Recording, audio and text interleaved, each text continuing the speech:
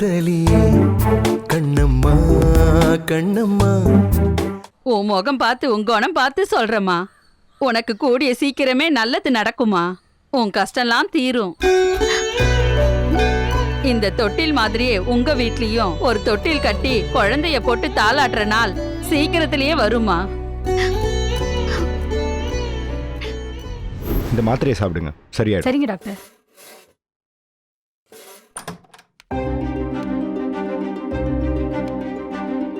ஹே கண்ணம்மா, வா. என்ன இங்கே வந்துட்ட? உன்னை கோவில்ல தானே விட்டேன். நீ அப்படியே வீட்டுக்கு போயிடுவேன்னு நினைச்சேன். நானும் அப்படிதான் மாமா நினைச்சேன். ஆனா உங்ககிட்ட கொஞ்ச நேரம் பேசிட்டு போலான்னு வந்தேன். அதுவும் சரிதான். வீட்டுக்கு போனா அதே தத்து குழந்த அம்மா திட்டினதுலாம் ஞாபகம் வரும்ல. இதுவும் சரிதான் கண்ணம்மா. மாமா, அன்னைக்கு நீங்க சொன்னப்போ அதை தெரிஞ்சுக்கிட்டு என்னாக போகுதுன்னு நான் தான் கேட்டேன். இருந்தாலும் எனக்கு தோணிக்கிட்டே இருக்கு, நம்ம தத்தெடுக்க போனது அத்தைக்கு எப்படி தெரிஞ்சது? அதான் கண்ணம்மா எனக்கும் புரியல. நீ, நான், வெண்பா, எனக்கு தெரிஞ்சு நம்ம 3 பேர் தவிர யாருக்குமே இந்த விஷயம் தெரியாது. முதல் நாள் நைட் கூட அகிலன்ட்ட சொன்னேன், அவ்வளவுதான். நான் எங்க அப்பா கிட்ட சொன்னேன். சித்தி பாட்டிக்கு கூட இது தெரியாது. இத யாருமே வெளில சொல்லணும்னு நினைக்கல.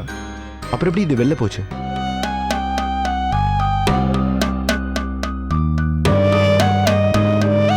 வெண்பா வரட்டும், அவகிட்ட ஏதாவது ஐடியா இருக்கான்னு விசாரிக்க. நானும் அதுதான் மாமா சொல்ல வந்தேன்.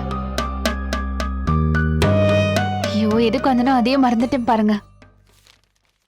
என்னங்க மாமா திருநீரு? ம்.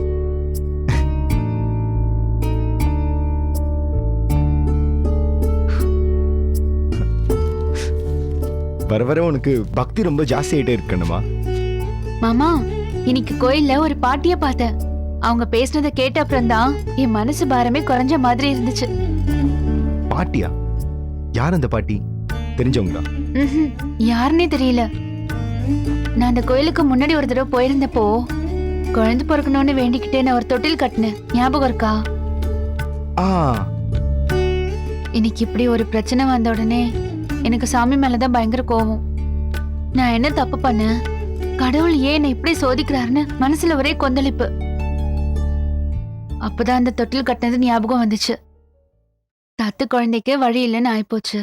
அந்த தொட்டில் அங்க எதுக்கு வேஸ்டா இருக்கணும்னு நினைச்சு கழட்டலான்னு போனேன். என்ன கண்ணம்மா இப்படி சொல்ற?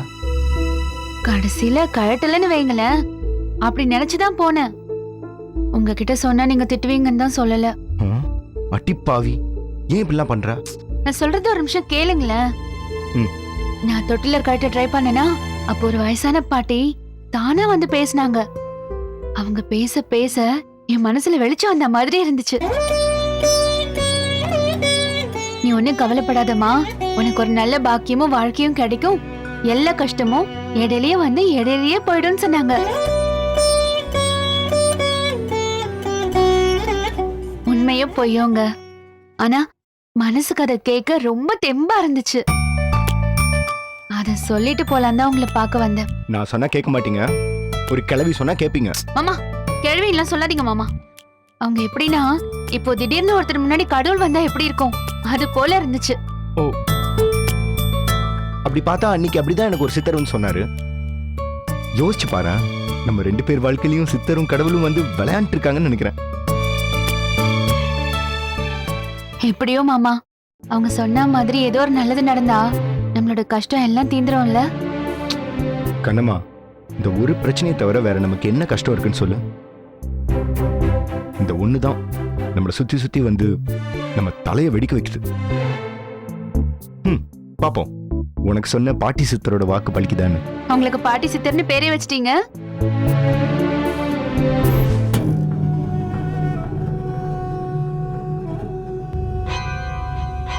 ஏய், எனக்கு என்னமோ அம்மா, நம்மளையெல்லாம் அப்படி பண்ண மாட்டாங்கம்மா. அண்ணி வரட்டும், நீ சும்மா இரு. நீ நினைச்சுக்கிட்டு இருக்க அஞ்சலி ஏதோ தப்பு பண்ணிருப்பாளோ, அதுக்காக நம்மள வர சொல்லி இருக்காங்களோ? அவ என்னம்மா தப்பு பண்ணி இருக்க போறா? உனக்கு எதுக்கு இப்படி ஒரு டவுட் வருது? கண்ணம்மா பண்ண தப்புக்கு அந்த ஆள வர சொன்னாங்க. இப்ப நம்மள வர சொல்லி இருக்காங்கன்னா அப்ப அஞ்சலி தப்பு பண்ணிருக்கான்னு தானே அர்த்தம். உன் லாஜிக்ல தீய வைக்க கொஞ்ச நேரம் என் வயித்துல நெருப்பு கொட்டாம உட்காரேன். ஏய், வராங்க வராங்க.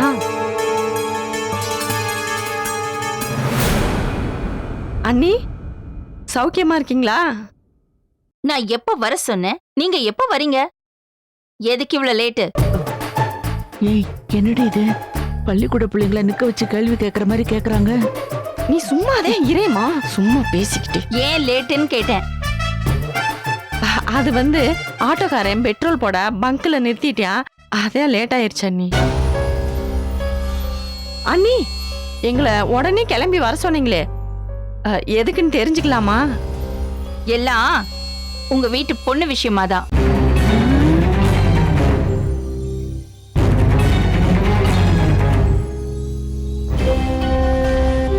நான் நினைச்சேன் அவ ஏதாவது பண்ணி வச்சிருப்பான்னு நினைச்சேன். என்ன தப்பு பண்ணான்னு தெரியலையே. இத பாருங்க, என்னவா இருந்தாலும் கொஞ்சம் பெரிய மனசு பண்ணி எங்களுக்காக மன்னிச்சிருங்கம்மா. ஆமா அண்ணி, அவ போன்ல பேசி கூட 4-5 நாள் ஆச்சு. அப்பவே நினைச்சேன் அடிக்கு ஒரு தடவை பேசுறவ பேசவே இல்லேன்னு. அண்ணி எங்களுக்காக ஒரு தடவை அவளை மன்னிச்சிருங்க அண்ணி. அவ பண்ண காரியத்துக்கு மன்னிக்கிற அளவுக்கு எனக்கு பெரிய மனசெல்லாம் கிடையாது. இப்பவே அவளை கூட்டிக்கிட்டு கிளம்புங்க. நான் பயந்த மாதிரியே நடந்துருச்சு. பாத்தியா, அஞ்சலி என்னத்தையோ பண்ணி வச்சுட்டான்னு நினைச்சேன். அதே மாதிரி நடந்துருச்சு. இருங்க இருங்க இருங்க இருங்க. அஞ்சலியா? ஐயோ, நான் சொன்னது அந்த கண்ணம்மாவ. நான் சொல்லலமா, அஞ்சலிய அன்னிக்கு ரொம்ப பிடிக்கும். நீதே தேவையில்லாம பயந்துட்டு கிடக்குற. ஆமா, நீ கண்ணம்மா திரும்ப என்னத்த பண்ணி தொலைச்சா? ஏன் அஞ்சலி சொல்லலையா? சொல்லலையே நீ. அதே சொன்னேனே, போன்ல பேசியே 4-5 நாள் இருக்கும்னு. எனக்கு தெரியாம யார்கிட்டயும் சொல்லாம ஒரு குழந்தைய தத்தெடுக்கிற அளவுக்கு போயிட்டா. நல்ல வேளை நான் லாஸ்ட் மினிட்ல போய் அதை தடுத்து நிறுத்திட்டேன். பாத்தியாமா அவ பண்ணி வச்சிருக்க வேலைய? தத்தெடுக்க போயிருக்காளாம். ஐயோ, எவ்வளவு நெஞ்சு அழுத்தம் அவளுக்கு. அதுவும் உங்ககிட்ட கூட சொல்லாம. அதான், இனிமே அவ இங்க இருக்க வேண்டாம். இந்த வீட்டுக்கு அவ தேவையே இல்ல. அவளால எதுக்கும் லாய்க்கு இல்ல. தயவு செய்து அவளை இங்க எது கூட்டிட்டு கிளம்புங்க. இப்படி திடீர்னு சொன்னா நாங்க என்ன பண்றது? வேற என்ன பண்றது? ஊரை கூட்டி விருந்து வச்சு பெரிய ஃபங்க்ஷன் பண்ணலாமா? ஏண்டி, அந்த ஆளை பார்க்கதான் ஒரு ஆள் இல்லையே, இவளை கூட்டிட்டு போயிட்டா என்ன? எல்லாம் எனக்கு தெரியும். நீ சும்மா இருக்கியா? தோண பேசிக்கிட்டே இருக்க. ஐயோ, என்ன அங்க குசு குசுன்னு பேசிட்டு இருக்கீங்க? எதுவா இருந்தாலும் என்கிட்ட சொல்லுங்க. அது ஒண்ணு இல்ல நீ. ஏற்கனவே அந்த ஆளுக்கு பக்கவாதம் வந்து படுத்து கிடக்குறாரு. ஒன்னும் வருமானம் இல்ல. இப்ப இவளை கூட்டிட்டு போய் தெண்ட செலவு பண்ண வேண்டியதா இருக்குமேன்னு யோசிக்கிறோம். எத்தனை லட்சம் வேணும்? நான் தரேன். அவளை கூட்டிட்டு போயிடுங்க. ஓ, அப்படியா நீ? அப்படின்னா சரி சரிம்மா. ஏய், பணம் இன்னைக்கு வரும், நாளைக்கு போகும்.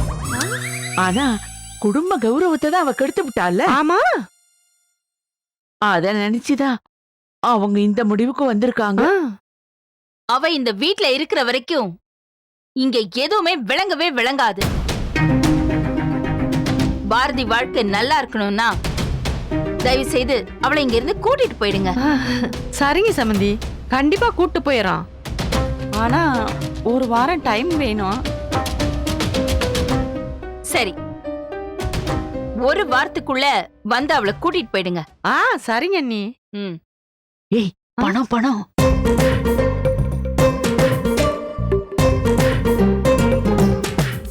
ஒரு வாரத்துக்கு அப்புறம் வரீங்கல்ல, அப்போ உங்களுக்கு பணம் தரேன். அப்பா அப்பா, ஐயோ ஐயோ, கேட்கிற போது போ. ஆமாடா, அப்பாவுக்கு WBC கவுண்ட். வரேன். ஓகே. நீ சொன்ன ஹாஸ்பிட்டல் தான் வந்திருக்கேன்டா. அங்கே தான் இருக்கேன். நான் போயிட்டு பார்த்துட்டு.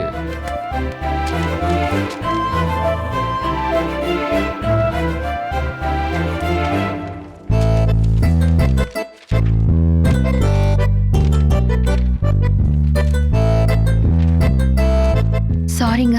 பரவாயில்ல பரவாயில்ல.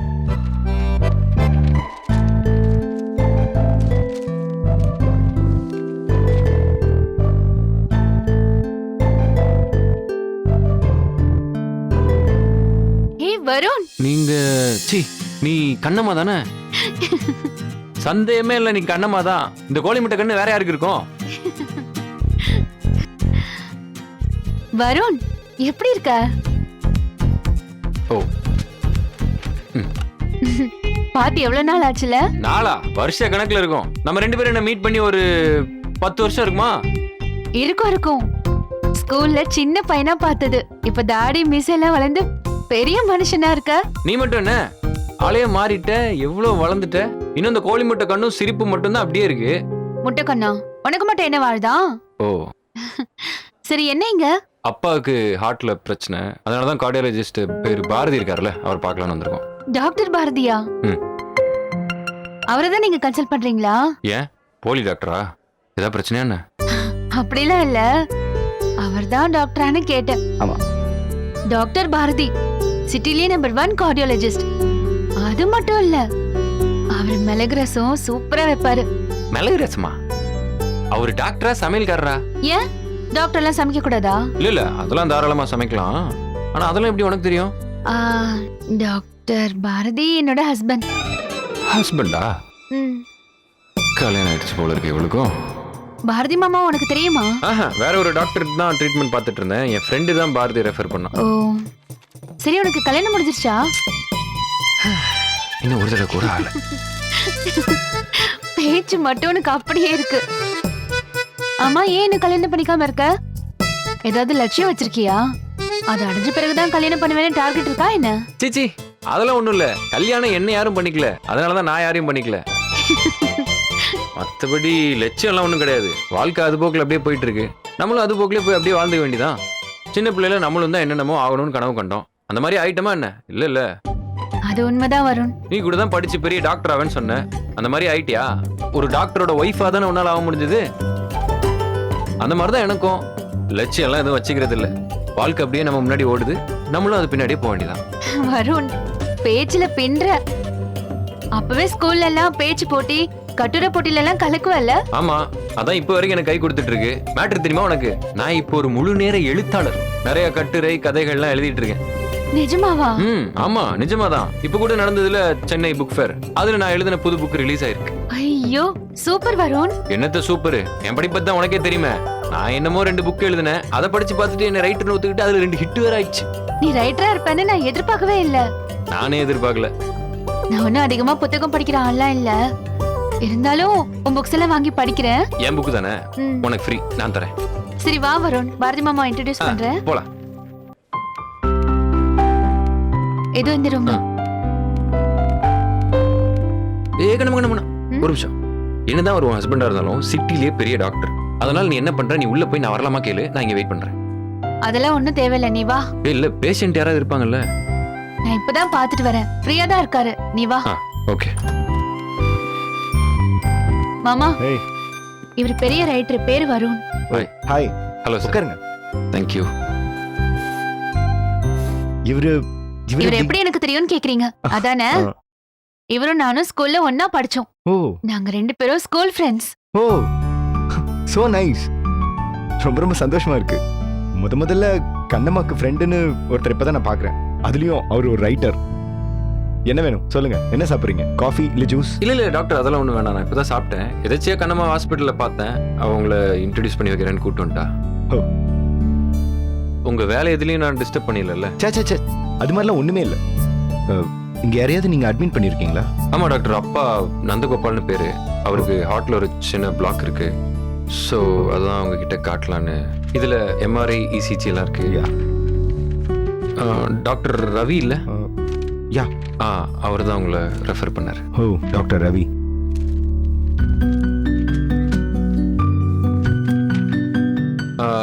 இன்னைக்கு அட்மிஷன் போட்டேன் டாக்டர். உங்களோட அப்பாயின்மெண்ட் மட்டும் நாளைக்கு இருக்குன்னு சொன்னாங்க. ஆனால் கண்ணம்மாவோட இன்ஃப்ளூயன்ஸ்னால இன்னைக்கே பார்த்துட்டேன் உங்களை. ஆக்சுவலாக வரும் நம்ம அப்பாவுக்கு ஹார்ட்டில் பம்ப் பண்ணுற இடத்துல கொஞ்சம் ஸ்லோனஸ் இருக்கு. வேற ஏதாவது பிளாக் இருக்கான்னு நம்ம செக் பண்ணாதான் தெரியும். Okay doctor. எனக்கு தெரிஞ்சு அவர் கொஞ்ச நாள் இங்கே இருக்கட்டும். நான் அப்பாவை தரவா பார்த்துட்டு ஃபுல் டீட்டெயில்ஸ் நானே உங்களுக்கு சொல்கிறேன். Okay doctor. எனக்கு அம்மா இல்லை டாக்டர், இறந்து போய் ஒரு 7 வருஷம் ஆச்சு. நானும் அப்பா மட்டும் தான் வீட்டில். நான் இன்னும் கல்யாணம் கூட பண்ணிக்கல. அப்பாங்கிறத தாண்டி அவர் எனக்கு ஒரு ஃப்ரெண்டு மாதிரி தான். ஸோ நீங்கள் தான் அவருக்கு எதுவும் ஆயிரம் பார்த்துக்கணும். நீங்கள் ஒன்றும் கவலைப்படாதீங்க வரும். அவருக்கு இருக்க எல்லா பிரச்சனையும் ஏஜ் ரிலேட்டடாக வர பிரச்சனை தான். கம்ப்ளீட்டாக குணப்படுத்த முடியலனாலும் நிச்சயமாக கண்ட்ரோலில் வச்சுக்க முடியும். பயப்படுற மாதிரி ஒன்றுமே இல்லை. Okay doctor. வருண், நீ ஒன்னும் கவலைப்படாத. இதை விட பெரிய பெரிய பிரச்சனைன்னு வந்தவங்களெல்லாம் மாமா சரி பண்ணி அமைச்சிருக்காரு. நிச்சயமா அப்பாவையும் குணப்படுத்திடுவாரு. தேங்க்ஸ் கண்ணம்மா. நீங்கள் 2 பேரும் பேசினதுக்கு அப்புறம் தான் எனக்கே கொஞ்சம் நிம்மதியாக இருக்கு. என்ன பிரதர், நீங்கள் என் கண்ணம்மாவோட ஃப்ரெண்டு. நீங்கள் உங்களுக்கு எந்த டைமில் வேணாலும் என்ன ஹெல்ப்னாலும் எப்போ வேணாலும் என்னை வந்து பார்க்கலாம். Thanks doctor. சரி, அப்போது நான் கிளம்புறேன் டாக்டர். நில்லுங்க, அப்படியே உங்கள் அப்பாவை பார்த்துட்டு வந்துடலாம். இப்போ ஓ தேங்க்யூ டாக்டர். வாங்க.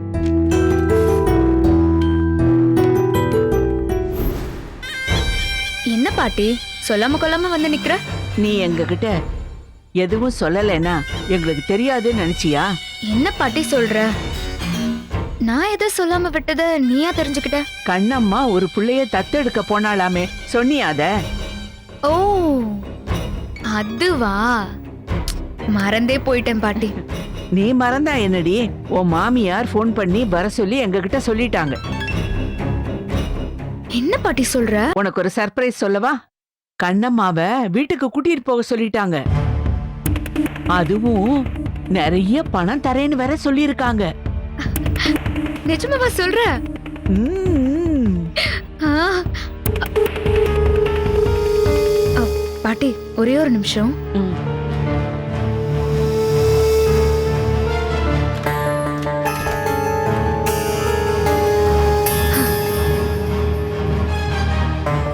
ஏய், எதுக்குடி இப்ப கதவை சாத்துற? நீ வேற, எப்போ அகில் வருவான், எப்போ ஒட்டு கேட்பான், எப்போ என்ன கலாய்ப்பான்னு ஒண்ணுமே புரியல. நான் உங்ககிட்ட பேச வந்ததே அதத்தான். நீ ஒழுங்கா அவன் கூட குடும்பம் நடத்துறியா இல்லையா? இல்ல பாட்டி, நான் ஆசையா கிட்ட போய் பேசினா கூட ஏதாவது கிண்டல் பண்ணி அனுப்பி வச்சிடறான். முடிஞ்ச வரைக்கும் என்ன நக்கல் தான் பண்றான். இப்பெல்லாம் அகில பார்த்தாலே எனக்கு கொஞ்சம் பயமா தான் இருக்கு. என்னடி இப்படி சொல்ற? ஒழுங்கா அகிலன் கூட ஒன்னா சேர்ந்து வாழற வழிய பாரு. இப்ப அந்த கண்ணம்மாவ ஒரு வாரத்துக்கு அப்புறம் நாங்க கூட்டிட்டு போயிடுவோம். அதுக்கு பிறகு இந்த வீட்டுக்கு நீ ஒருத்தி தான் மருமக. ஒழுங்கா சட்டு புட்டுன்னு ஒரு புள்ளைய பெத்துக்கிட்டேன்னா ராணி மாதிரி வாழலாம். பாட்டி சொல்றத சொல்லிட்டேன், கெட்டியா புடிச்சுக்கோ. எங்க பாட்டி, இது எல்லாமே முயற்சி பண்ணிட்டேன். ஆனா அவன் மனசுல நான் இடம் பிடிக்கணும்னா நான் நல்லவளா மாறணும்னு சொல்றான். நல்லவளா மாறணுமா? அதெல்லாம் நம்ம குடும்பத்துக்கு சுட்டு போட்டாலும் வராதுடி. அந்த அகிலன் சொல்லிருக்கானேன்னு நான் நல்லவளா மாற கூட ட்ரை பண்ணேன். ஆனா முடியல.